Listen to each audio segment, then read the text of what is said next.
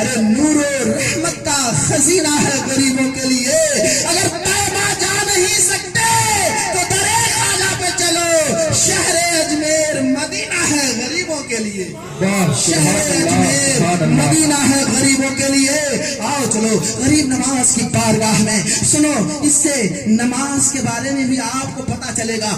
غریب نواز جو تھے اکثر اولیاء اللہ پر غشی کا عالم طاری ہوتا تھا، جسے علماء کی زبان میں کہتے ہیں حالت استغراق، جسے شکر کا عالم کہتے ہیں، جوش کا عالم کہتے ہیں. سمجھے کئی نام ہے. یعنی حالت شکر میں اس قدر غریب نواز ہوتے تھے کہ جب اذان ہوتی تھی تو حضرت بختیار کاکی آ کر آپ کے کان میں صلاۃ پڑھتے. الصلاۃ والسلام علیک یا رسول اللہ، الصلاۃ والسلام علیک یا حبیب اللہ. تب بھی آپ ہوش میں نہیں آتے غریب نواز تو حضرت بختیار کاکی آپ کے کندھوں کو پکڑ کر ہلاتے، زور سے جنبش دیتے، تب ہوش میں آتے. تو کہتے حضور اذان ہو گئی ہے. تو سنو غریب نواز کیا جواب دیتے، کہتے ہاں شرع محمدی میں نماز کے بنا کوئی چارہ نہیں. غریب نماز کا یہ جواب ہے. آج کتنے لوگ نماز پڑھتے ہیں، نماز کے تعلق سے گفتگو ہوتی تو میں بتاتا کیسے کرنا چاہیے، سجدہ کیسے کرنا چاہیے، اور پھر تسبیح کس طرح پڑھنی چاہیے، پھر سورہ فاتحہ کو سمجھاتا کہ لفظ اور آپ کی باتیں کیا ہوتی ہے، ایک ایک پہلو پہ گفتگو کرتا. لیکن چونکہ موضوع الگ ہے، جملے معترضہ عرضی طور پہ بیان کر کے آگے بڑھ رہا ہوں. سنو کچھ اولیاء اللہ ایسے ہیں جنہوں نے حالت شکر میں غوث اعظم سے اپنے آپ کو افضل بتا دیا. میری بات کو بڑی سنجیدگی سے سنیے گا. میری ماں اور بہنیں بھی تھوڑا سا صبر کریں، ابھی ان کے اوپر بھی 2-4 منٹ گفتگو کروں گا اخیر میں. سنیں اکثر جو شکر کے عالم میں، جوش کے عالم میں، یعنی حالت استغراق میں کچھ اولیاء اللہ ایسے ہیں جنہوں نے اپنے کو غوث اعظم سے افضل کہہ دیا. اب سنو، آؤ حدیث سنو، علماء کے اقوال سے متحقق باتیں سنو. جن اولیاء کرام نے حالت شکر میں غوث اعظم کو اپنے سے افضل کہہ دیا، اعلیٰ حضرت نے فیصلہ فرما دیا. کون اعلیٰ حضرت؟ سنیت کی جان، حقانیت کی پہچان، اسلام کی شان، قطب زمان، علم کی چٹان، علیہ الرحمت والرضوان امام احمد رضا خان نے خلاصہ کر دیا. کیسے خلاصہ کر دیا؟ کیسے؟ اس واقعے کی ترجمانی کی. یہ غوث اعظم جب خانقاہ میں رہا کرتے تھے، بغداد میں رہتے تھے، تو واضح نصیحت کیا کرتے تھے، تقریر کرتے تھے، اور بے شمار اولیاء، اوتاد، ابدال آپ کی بارگاہ میں حاضر ہو کر تقریر کو سنا کرتے تھے. ایک مرتبہ غوث اعظم تقریر کر رہے تھے تو حضرت خضر علیہ السلام جو بنی اسرائیل کے نبی ہیں، حضرت خضر علیہ السلام فضا میں پرواز کرتے ہوئے چل رہے تھے، ہوا میں اڑتے ہوئے چل رہے تھے. غوث اعظم نے دیکھا تو اپنی جگہ سے فضاؤں میں چل کے آتے ہیں. اب سنو اعلیٰ حضرت نے فیصلہ کیسے کیا. فضاؤں میں چل کے آتے ہیں اور خضر علیہ السلام کو روکتے ہیں، کہتے ہیں یا نبی بنی اسرائیل، اے بنی اسرائیل کے نبی کہاں جا رہے ہیں؟ ارے کہیے اسمع کلام محمد، میری زبان سے محمد کا کلام.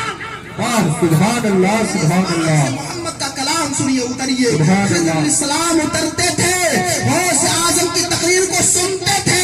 اعلیٰ حضرت نے فیصلہ کیا، اے غوث اعظم سنو، شکر کے جوش میں جو ہے وہ تجھے کیا جانا ہے، شکر کے جوش میں جو ہے وہ تجھے کیا جانا ہے. ارے خضر کے ہوش سے پوچھے کوئی رتبہ تیرا، خضر کے ہوش سے پوچھے کوئی رتبہ تیرا. وہی غوث اعظم ہے، بغداد میں رہا کرتے تھے. ان کے ایک رشتہ دار ہیں جن کا نام حضرت منور شاہ رحمت اللہ تعالی علیہ ہے. حضرت منور شاہ کا مزار مبارک کہاں؟ الہ آباد میں ہے. کہاں پہ ہے؟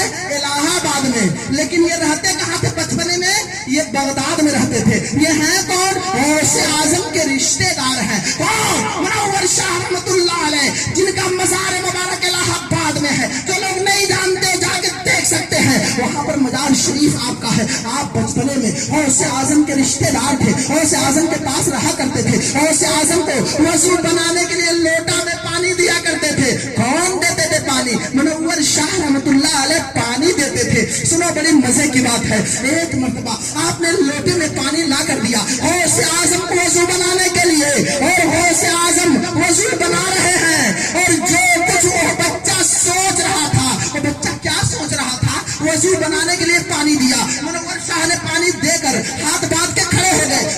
لگے یا اللہ سنا ہے کہ حضرت خضر علیہ السلام اب تک زندہ ہیں، لگتا ہے آب حیات پی لیا ہے کیا؟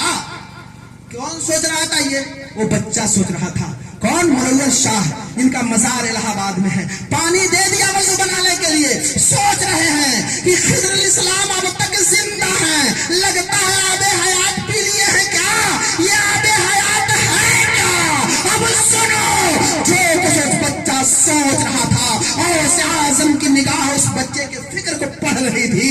غوث اعظم کہتے ہیں اے بیٹا کیا سوچ رہا ہے؟ یہی سوچ رہا ہے نا کہ یہ آب حیات ہے کیا جس کو پی لینے سے انسان کی زندگی لمبی ہو جاتی ہے؟ تو اے بیٹا سنو، یہ جو میرے چلو کا پانی جو یہ قطرہ ٹپک رہا ہے یہ آب حیات سے کم نہیں ہے۔ غوث اعظم نے کہا، منور شاہ نے ننھے ننھے چلو کو لگا دیا، بھر گئے تو پی گیا، پھر سے ننھے ننھے چلو کو لگایا، پھر چلو بھر گیا پھر پی گئے، پھر لگایا پھر چلو بھر گیا پھر پی گئے، 6 چلو منور شاہ نے پی لیا۔ غوث اعظم نے کہا اے بیٹا بس کرو، تمہاری عمر 600 سال کی ہوگی۔ اللہ اکبر۔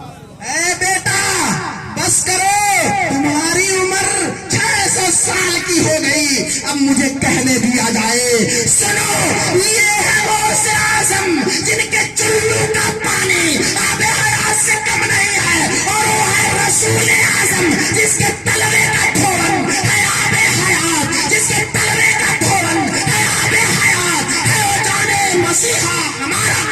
واہ سبحان اللہ، بہت خوب۔ غور کریں، اعلیٰ حضرت نے پھر فیصلہ فرمایا۔ کیا کہا اعلیٰ حضرت نے؟ اے غوث اعظم آپ کا مرتبہ اتنا بلند و بالا ہے، اے غوث اعظم آپ کا مرتبہ اتنا عظمت والا ہے۔ غوث اعظم کے بارے میں اعلیٰ حضرت بریلی سے پکار اٹھے، حکم نافذ ہے تیرا، خامہ تیرا سیف تیری، حکم نافذ ہے تیرا، خامہ تیرا سیف تیری، ارے دم میں جو چاہے کرے دور ہے شاہ تیرا، دم میں جو چاہے کرے دور ہے شاہ تیرا۔ وہی غوث اعظم ہے، وہی غوث اعظم ہے۔ سنو غوث اعظم کی بارگاہ میں ایک نام میں بتا رہا ہوں جسے آپ یاد رکھو، محی الدین ابن عربی۔ کوئی بھی بات میری بغیر دلیل کے نہیں، حوالہ کے ساتھ کتاب موجود ہے۔ نام سنو آپ، کیا نام؟ محی الدین ابن عربی۔ جو محی الدین تھے ان کی قبر پر عرب میں آج بھی لکھا بحر العرب، عرب کے علوم کے سمندر۔ اتنے بڑے عالم دین تھے محی الدین ابن عربی۔ سنو بڑی شاندار واقعہ ہے غوث اعظم کا، کئی لوگوں نے اسے نقل کیا ہے۔ تو جو محی الدین ابن عربی ہیں، ان کے باپ کا نام جو کتاب میں ابن عربی ہے یہ مشہور ہے، لیکن صحیح نام کیا ہے؟ علی۔ کیا نام ہے؟ صحیح نام کیا ہے؟ محی الدین کے باپ کا صحیح نام کیا ہے؟ علی۔ لیکن اور جگہوں پہ محی الدین ابن عربی لکھا ہے، لیکن صحیح نام کیا ہے؟ علی ہے۔ اب سنو، ذہن میں یاد رکھنا، جو علی تھے محی الدین ابن عربی کے جو باپ تھے حضرت علی، غوث اعظم کی بارگاہ میں جاتے تھے، واعظ و نصیحت کو سنتے تھے۔ سننا بڑی شاندار واقعہ ہے۔ غوث اعظم کی بارگاہ میں ایک دن علی جاتے ہیں، لیکن چہرہ لٹکائے ہوئے تھے، چہرہ مرجھایا ہوا تھا، چہرے پر مایوسی تھی۔ غوث اعظم نے دیکھا، کہا اے علی ذرا بتاؤ تم آج مرجھائے کیوں؟ غوث اعظم نے کہا اے علی تم آج مرجھائے کیوں؟ آج تمہارا چہرہ اترا ہوا کیوں دکھ رہا ہے؟ حضرت علی نے کیا کہا؟ ارے مولا علی نہیں، یہ محی الدین ابن عربی کے باپ ہیں علی۔ تو علی نے کیا کہا غوث اعظم سے کہ اے غوث اعظم آپ کی بارگاہ میں ہزاروں ہزار لوگ آ رہے ہیں، اپنی اپنی مرادیں بھر کے لے کے چلے جا رہے ہیں، آپ انہیں عطا کر بھی دے رہے ہیں، وہ مرادیں پا بھی جا رہے ہیں، لیکن اے غوث اعظم میں آپ کی بارگاہ میں ایک زمانے سے آ رہا ہوں۔ اے غوث اعظم میں لاولد ہوں، میرے پاس کوئی اولاد نہیں ہے، میرا چراغ جلانے والا کوئی نہیں ہے، بڑھاپے میں کوئی کاندھا اٹھانے والا نہیں ہے، میری نسل کو کوئی آگے بڑھانے والا نہیں ہے۔ اے غوث اعظم مجھ پر نظر عنایت کب کریں گے؟ دوسروں پہ تم نظر عنایت کر رہے ہیں، میں آپ کی بارگاہ میں ایک زمانے سے آ رہا ہوں، مجھ پر نظر عنایت کب کریں گے؟ غوث اعظم نے کہا اے علی سنو، میں نے تمہاری تقدیر کو لوح محفوظ میں دیکھ لیا ہے، سنو تمہاری قسمت قسمت میں کوئی اولاد نہیں ہے, تمہارے نصیب میں کوئی اولاد نہیں ہے.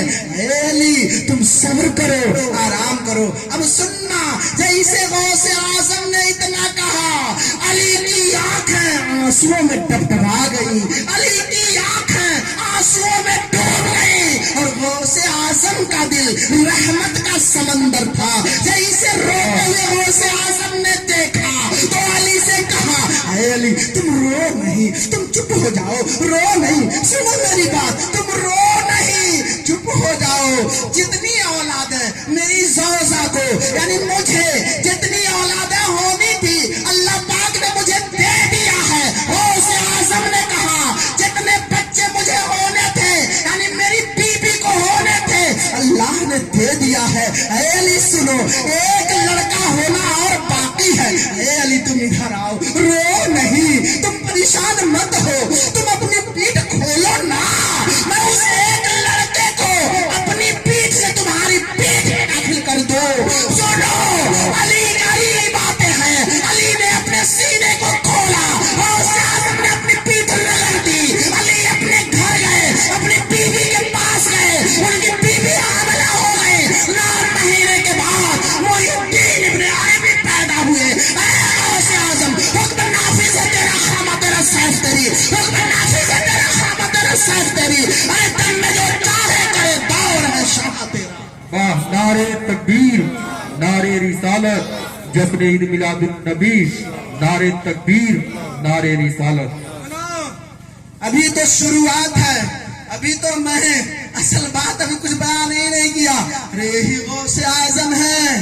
غوث اعظم کے محلے میں ایک آدمی رہتے تھے جن کا کیا نام تھا, جن کا نام تھا ابو سعید عبداللہ. نام یاد کرنا, کیا نام تھا, ابو سعید عبداللہ. سنیں میری ماں اور بہنیں بھی سن لیں, اکثر وہ اس بلا میں گرفتار رہتی ہیں. سنیں, غوث اعظم کے محلے میں ایک آدمی رہتے تھے جس کا نام تھا ابو سعید عبداللہ.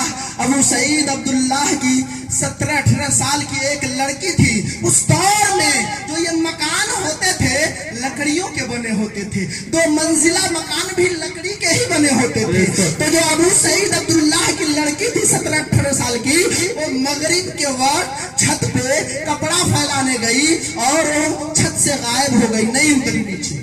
سننا بڑی غور سے, چھت سے غائب ہو گئی, نیچے نہیں اتری. ابو سعید عبداللہ پریشان ہو گئے, یہ کسی کی بچی اگر غائب ہو جائے تو ان سے پوچھو ان کے دل پر کیا گزرتا ہے, وہ کتنے پریشان ہوتے ہیں, کس قدر آنسو بہاتے ہیں. ابو سعید عبداللہ پریشان ہو گئے, لیکن ابو سعید نے یہ سوچا کہ سنو, اگر میں یہ محلے میں ان سے پوچھتا ہوں تو بات حلق سے نکلے گی تو فلک تک جائے گی, رشتہ آنا دشوار ہو جائے گا, شادی نہیں ہو پائے گی. تو کیوں میں لوگوں سے کہوں, کیوں نہ غوث اعظم کی بارگاہ میں چلوں. چلتے ہیں غوث اعظم کی بارگاہ میں, غوث اعظم کے پاس جا کے کہتے ہیں, اے غوث اعظم, میری 17 سالہ لڑکی تھی, چھت پہ کپڑا پھیلانے کے لیے گئی, اتری نہیں, کیا ہو سکتا ہے. غوث اعظم نے کہا, ابو سعید, تمہاری لڑکی کو کوئی جن اٹھا لے گا, اس کا علاج بھی بتاؤں گا.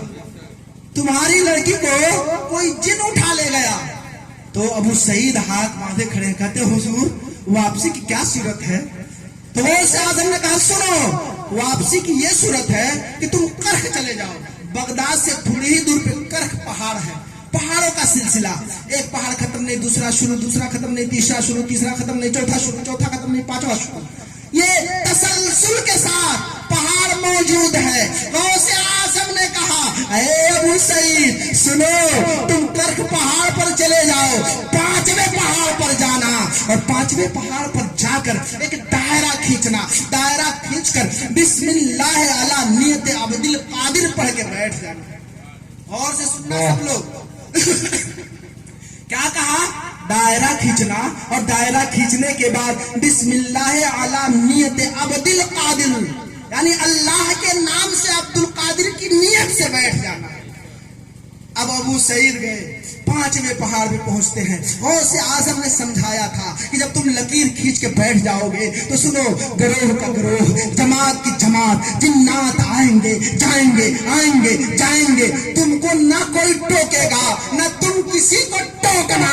लेकिन सुनो, जब रात ढलेगी तो जिन्नातों का सरदार लाहौर लश्कर के साथ जब आएगा तो तुझे टोकेगा तो मेरा नाम बता देना, वाह मेरा नाम बता देना। दमदार गुफ्तगू है, मजा आ जाएगा। मेरा नाम बता देना। अब सुनो, अबू सईद गए 5वें पहाड़ पर, दायरा खींचा, बिस्मिल्लाह अला नियत अब्दुल कादिर पढ़ के बैठ गए। अब सिलसिला शुरू हो गया तसलसल के साथ। जिन्नात आ रहे हैं, जा रहे हैं, आ रहे हैं, जा रहे हैं, आ रहे हैं, जा रहे हैं, कोई रोकने वाला नहीं, कोई टोकने वाला नहीं। जब रात ढलती है तो जिन्नातों का सरदार अपनी लाहौर लश्कर के साथ आता है, घोड़े पे सवार होकर। दूर ही से अबू सईद को देख लेता है, वही घोड़े से पुकार के कहता है, ये बैठने वाला तू किस लिए यहाँ बैठा है? क्या तुझे मालूम नहीं ये खतरे की जगह है, यहाँ जान जाने की जगह है, ये खतरे की जगह है, यहाँ पे नहीं बैठना चाहिए, किस लिए बैठा है? कौन कहा? जिन्नातों के सरदार ने। अबू सईद ने फिर जवाब दिया, कहा माफ कीजिएगा, मैं बैठा नहीं हूँ, बैठाया गया हूँ। वाह सुभान, मैं बैठा नहीं हूँ, बैठाया गया हूँ। घोड़े से जिन्नातों का सरदार कहता है, किसने तुझे बैठाया है? फिर अबू सईद ने कहा, सुन, किंदिल नूरानी ने, शहबाज लामकानी ने, कौस समदानी ने, कुतुब रब्बानी ने, सैयदना शेख अब्दुल कादिर जिलानी ने बैठाया। वाह सुभान अल्लाह, सुभान अल्लाह। सैयदना शेख अब्दुल कादिर जिलानी ने बैठाया है। जैसे ही अबू सईद ने कहा, अब सुनो मजे की बात, जिन्नातों का सरदार घोड़े से उतरा, अदब के साथ दोनों जानों पर नीचे बैठ के अबू सईद से कहता है, क्या हुक्म है मेरे आका का? वाह, क्या हुक्म है मेरे आका का? जैसे ही अबू सईद से कहा तो अबू सईद ने कहा, मेरी 17 साल लड़की गायब हो गई है, गौस आजम ने वापस करने को कहा है। दूसरे अजिन्ना वहां मौजूद थे। अभी मैं कुरान की आयत जो पढ़ा था उसमें लफ्ज बलफ्ज औलिया अल्लाह का जिक्र है। एक एक लफ्ज पे मैं कुरान की आयतों को पढ़ता, उसकी तशरीह करता, आप झूम जाते। लेकिन वक्त दरकार नहीं, उसमें 2.5 घंटा लगेगा सिर्फ हुदहुद का वाकया बयान करने में। लेकिन वक्त नहीं था, इसलिए मैं शॉर्टकट मार के इधर आ गया। पहले ही बताया, तकरीर तरतीब के बगैर मौजू नहीं है। सुना, बड़ी जल्दी जल्दी बताओ। 17 साल लड़की गायब हो गई, गौस आज़म ने वापस करने को कहा है। दूसरे अजिन्ना मौजूद थे। जिन्नातों का सरदार कहता है, देखो लड़की और जिन कहाँ है, उसे ढूंढ के लाओ। दूसरा जिन्नात जाता है, चीन के जंगल से उस लड़की को और जिन्नात को पकड़ के लाता है और जिन्नातों के सरदार के हवाले करता है। जिन्नातों का सरदार उस जिन से कहता है, तुझे शर्म नहीं आती? गौस आज़म की दया से लड़की चोरी करते हो। लड़की तो अबू सईद के हवाले किया और फिर खंजर निकाला, तलवार निकाला और उस जिन्नात पर ऐसा वार किया कि उसका तन से गर्दन अलग हो गया, तन से सर जुदा हो गया। जैसे ही अबू सईद ने देखा इतनी बड़ी सजा जिन्नातों के सरदार ने एक जिन्नात को दी है, तो अबू सईद ने कहा कि आप लोग गौसे आज़म को इतना मानते हैं। जुमले पर गौर कीजिएगा। अबू सईद ने जिन्नातों के सरदार से कहा कि आप लोग गौसे आज़म को इतना मानते हैं। अब सुनो, जिन्नातों का सरदार क्या कहता है? अरे तुम मानने की बात करते हो, इतना मानते हैं? अरे सुनो, एक कोने में हम रहें, दुनिया के दूसरे कोने में गौसे आज़म रहें और दूसरे कोने में हम जिन्ना रहें। अगर गौसे आज़म वहीं से नजरे गजब उठा दें तो हम जहाँ रहे हमारे बदन में आग लग जाए, हम फना हो जाएं, हम जल जाएं, हम मिट जाएं। जिस तरह इंसान गौसे आज़म की पनाह में है, हम जिन्ना भी गौसे आज़म की पनाह में। वाह सुभान अल्लाह, सुभान अल्लाह। हम अजिन्ना भी गौसे आज़म की पनाह में हैं। अब वो कहता है, क्या ابو سعید سے جناتوں کا سردار کہتا ہے اے ابو سعید سنو میں ایک نسخہ بتا رہا ہوں تمہیں جناتوں سے محفوظ رہنے کا. میری ماں اور بہنیں بھی سن لیں, آپ بھی سن لیں, سب لوگ سن لیں کس طرح محفوظ رہیں گے. خود جنات بتا رہا ہے کہ ہم سے آپ کیسے محفوظ رہیں گے. جناتوں کا سردار کہتا ہے اے ابو سعید سنو ایک نسخہ بتا رہا ہوں. وہ نسخہ یہ ہے کہ سنو جس گھر میں غوث اعظم کا نام لیا جائے گا, جس گلی میں غوث اعظم کا ذکر کیا جائے گا, جس محلے میں غوث اعظم کی محفل سجائی جائے گی, جس قصبے میں غوث اعظم کا نام لیا جائے گا, اے ابو سعید سنو اس محلے میں, اس گھر میں, اس قصبے میں ہماری نسل کا جن قیامت تک پاؤں نہیں رکھ سکتا. اسی کو اعلیٰ حضرت نے یہ ترجمانی کی کہ اس طرح بیان کیا. کس طرح بیان کیا غوث اعظم نے؟ غوث اعظم نے بڑی پیارے سنہرے الفاظ میں کہا ہے کہ دل پہ کندہ ہو, دل پہ کندہ ہو تیرا نام کیوں تجھ دے رجیم, دل پہ کندہ ہو تیرا نام کیوں تجھ دے رجیم. الٹے ہی پاؤں پھرے دیکھ کے توغرا تیرا, الٹے ہی پاؤں پھرے دیکھ کے توغرا تیرا. جس گھر میں غوث اعظم کا نام لیا جائے گا, جس محلے میں غوث اعظم کی محفل سجائی جائے گی, جس گھر میں لوگ غوث اعظم کا نام لیں گے, اس گھر میں کبھی جنات قدم نہیں رکھیں. واہ سبحان اللہ سبحان اللہ. سنو وہی غوث اعظم ہے. غوث اعظم اللہ کے لیے ایسے نہیں ان کا مرغا ککڑک کو بولتا ہے, ایسے مرغا ککڑک کو نہیں بولتا ہے. عشاء کی وجہ سے 40 سال تک آپ نے فجر کی نماز پڑھی ہے. ایک پیر پہ کھڑے ہو کے پوری پوری رات میں 2 مرتبہ قرآن ختم کرتے تھے. 12 سال تک دریائے دجلہ کا پانی پیا, درختوں کا جڑ کھایا, پتیاں کھایا, تب آج غوث اعظم کا مرغا ککڑ کیوں بولتا ہے. میرے عزیز سنو وہی غوث اعظم ہے. آج ہم اپنا محاسبہ کر لیں, موازنہ کر لیں. ہمارے محلے میں کوئی غریب آدمی ہو, بے حد غریب ہو, تو آج امیروں کا معمول کیا ہے, اس غریب کو منہ نہیں لگاتے. دیکھیے کچھ باتیں سچائی ہیں, کڑوی ضرور ہیں لیکن حق بات ہے, سچ بات ہے اور آپ کو سننا پڑے گا. جو سچائی ہے وہ سچائی ہے. آپ ہنس کے سن لیں میری بات, لیکن اس میں لاکھ سوا لاکھ کی باتیں بتانے جا رہا ہوں. میری ماں اور بہنیں بھی سن لیں. اب جو بات ہوگی بالکل اصلاحی بات, سیدھے دل پہ اثر کرے گی. صرف 10 سے 15 منٹ دل پہ اثر کرے گی یہ بات. سنا ہمارے محلے میں کوئی غریب ہے تو امیر انسان بات نہیں کرنا چاہتا, منہ لگانا نہیں چاہتا, اس سے سلام و جواب نہیں کرنا چاہتا, اس سے بات نہیں کرنا چاہتا. لیکن سنو واہ غوث اعظم, اولیاء اللہ کی نظر کہاں رہتی ہے ذرا دیکھ لیں. اولیاء اللہ کی نظر کیسی ہوتی ہے ذرا دیکھ لیں. سنا